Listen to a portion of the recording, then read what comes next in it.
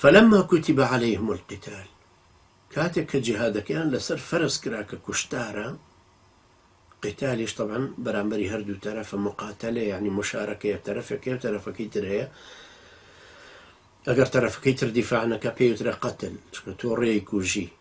والله مقر او امادي قتال بو شربو توش امادي او كاتب يترى قتال. فلما كتب عليهم القتال تولوا كفرزك لسريان فرز بو اركك لسريان فرز بو همويان بشتيان هالكرد الراين كرد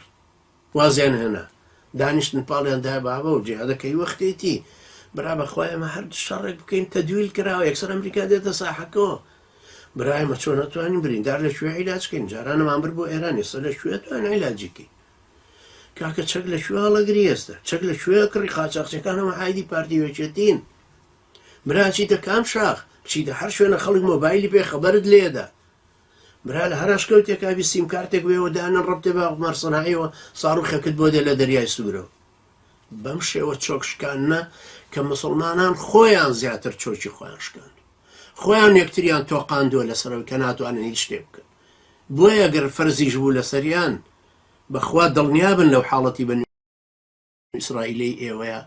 همان شت تكرار بيتو همان تجربه